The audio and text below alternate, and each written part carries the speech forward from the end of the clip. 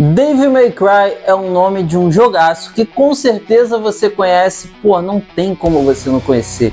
Um clássico do PlayStation 2. O jogo que começou sendo o Resident Evil 4 e acabou virando Devil May Cry. O Resident Evil 4 foi outra coisa que também foi um grande sucesso. Viemos e convenhamos, a Capcom sabe fazer jogo bom, né? Então a gente está aqui para falar dessa nova animação que estreou na Netflix e dizer o que acha dela, comparando também com um anime que teve em 2007. O anime tem uma pegada e essa animação da Netflix tem uma outra diferente. Eu acabei de assistir as duas e eu vim aqui trazer uma análise e ainda também comparar com o jogo. Agora nós vamos separar esse vídeo por tópicos. Vamos começar falando da animação. Lá em 2007, o anime do Devil May Cry foi produzido pela Madhouse, um estúdio muito conhecido dessa época que fez grandes animações, como Death Note, One Punch Man, a primeira temporada, Zetman, entre outros. E assim, a qualidade é altíssima. Animações bonitas, muito bem feitas, mas que tem o time certo. A animação não é bonita o tempo todo. Os traços são bonitos, mas a fluidez não é constante. Ela acontece em momentos chaves. Já a animação da Netflix arrebenta nisso aí. Do mesmo animador das séries de Castlevania, né, que também é um outro jogo muito famoso que ganhou animação na Netflix, Devil May Cry é um show, cara. A fluidez, as lutas, as conversas, tudo é muito bonito, muito bem desenhado, muito bem animado. Você fica o tempo todo assim querendo ver como é que vai ser aquela luta, como eles vão derrotar aquele personagem, como o Dante vai virar quando ele virar o demôniozão, como é que vai ser isso? Porque assim, a animação é tão bonita que ela te prende mais do que a história. E eu vou falar da história agora. A história de 2007 ela é um pouquinho mais próxima dos games, né?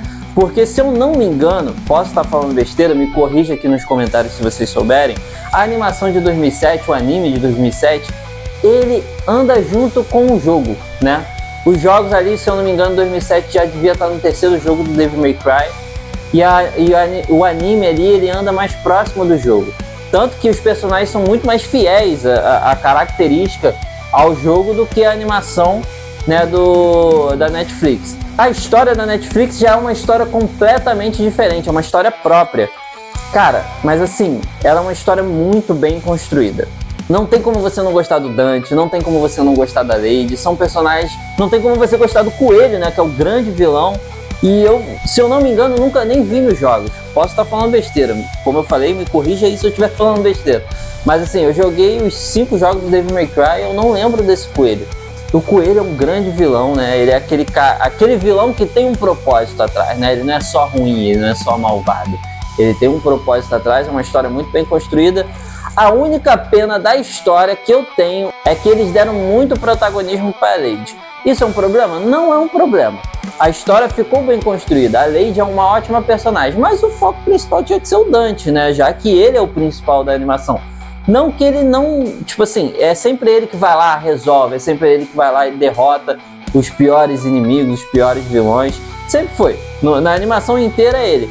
Mas tem umas horas, por exemplo, ele perde pra Lady, né? E aí você fica se questionando, caramba, pega aquele anime de 2007 ou pega os jogos, né? Você nunca vai ver isso na história. Você nunca vai ver o Dante perdendo pra Lady. E isso não diminui a personagem, porque é uma ótima caçadora de demônios, ela é uma ótima lutadora.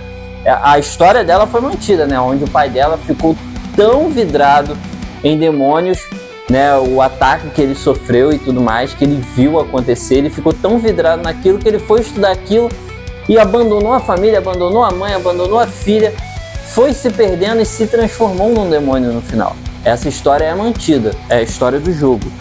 Mas por algum motivo ali eles deram um protagonismo maior para ela. Não ficou ruim, mas assim, eu seguiria com um protagonismo maior pro Dante. E ela sendo a personagem badass, foda, igual ela sempre foi, entendeu? Mas a história ela é muito bem construída, ela é muito bem montada. O final ainda tem uma surpresinha muito top. Eu não vou falar aqui pra vocês, vou deixar vocês assistirem, mas assim, que história, muito bom. Personagens. No Devil May Cry, da animação de 2007, é uma pegada tão anime que o Dante ele quer ser um cara tão marrento que ele fica um pouco sem personalidade. não é ruim. Só que às vezes você quer ver um pouquinho mais da atitude dele, e as atitudes dele são mais caladas. Ele vai lá, faz e aí fica subentendido o que ele quis fazer. Ele não se expressa, ele não fala. Nessa animação da Netflix também tem isso. E isso fica muito mais próximo dos jogos, que é o que o Dante realmente faz. Sendo que você percebe que o jogo, o Devil May Cry Game, né, os primeiros principalmente, eles são muito animes, né? Nitidamente baseados em animes. Os personagens, eles são nitidamente baseados na cultura japonesa, apesar de não ser no Japão a história. Já na animação da Netflix, ele é muito mais expressivo, ele é muito mais engraçado, ele é muito mais brincalhão. Isso também tem nos jogos, ou seja, você vê um paralelo, né, do que caçaram dele nos jogos para colocar em cada animação. Eu gostei muito mais da personalidade dele na animação da Netflix, né? A animação do Devil May Cry de 2007 não é que é ruim, só que você fica querendo que o Dante fale um pouco mais, que ele se expresse um pouco mais, e às vezes ele fica só em silêncio e ajuda, deixa acontecer. Ele é muito mais marrento, mas é maneiro também. Agora, a animação da Netflix, os personagens, assim, eles têm uma construção muito bonita. No Dante, a Lady e o Coelho, que pra mim, essa trindade é o foco da animação inteira. Você tem a instituição lá que tenta derrotar os demônios, né, que é montada só para derrotar os demônios, onde a Lady tá trabalhando para eles, que, como eu falei, é uma história completamente diferente.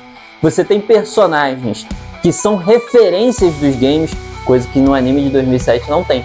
Você tem... O que eu quero dizer são os chefões, né? Você tem os personagens, você tem a Trish, você tem a Nina, você tem o Virgil, você tem esses personagens no anime de 2007, mas você não tem os chefões, né? Que são a cereja do bolo ali, né? O que o Dante vai querer enfrentar. E na animação da Netflix tem todos eles, os gêmeos de Fogo e Vento, aquela... Eu não sei o nome dos chefões, eu só sei que era uma cobra gigante lá, e entre outros personagens que aparecem no decorrer dos games, aparecem ali, os chefões, eles aparecem ali, e é muito legal você ver o Dante enfrentando eles de forma diferente, você vê a Lady enfrentando eles. É como eu falei, se você não tá preparado para isso, que você quer ver só Dante, essa animação não vai ser para você, porque essa animação divide o protagonismo entre Dante e Lady. Dá mais protagonismo pro Dante? Dá mais protagonismo pro Dante, mas ela nitidamente divide o protagonismo pros dois. E o terceiro protagonista, que é o Coelho, que, como eu falei, ele tem toda uma história muito bem montada e tem um plot na história dele muito bacana. Eu acho que eu acho que foi o personagem que melhor trabalharam dentro da animação, foi o personagem que eu mais gostei. Ele é muito bom. E o Virgil? Cadê o Virgil? Cara, o Virgil vai ficar pra segunda temporada.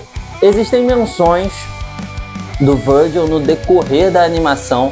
Existe até uma aparição do Virgil no primeiro ou no segundo episódio. Acho que é no primeiro, mas na verdade não é o Virgil, é só uma ilusão, né? E... pô, cara, mas eu queria ter visto o Virgil, cara. Quem joga os jogos do Devil May Cry sabe quão foda o Virgil é. E assim, existem DLCs pros jogos seguintes pra você jogar com o Virgil, de tão bom personagem que ele é. De tanto que as pessoas querem jogar com esse personagem, né? O Virgil realmente é um personagem que fez falta, mas nitidamente foi deixado para aparecer e para ser, provavelmente, o grande vilão da segunda temporada. E vocês? Assistiram as animações? Assistiram as duas? Assistiu uma? Fala aqui pra gente o que você achou. Não deixa de curtir, de compartilhar esse vídeo e depois me fala também a opinião de vocês sobre Devil May Cry, a animação de 2007 e a animação da Netflix. Muito obrigado por estar aqui até agora e até o próximo vídeo.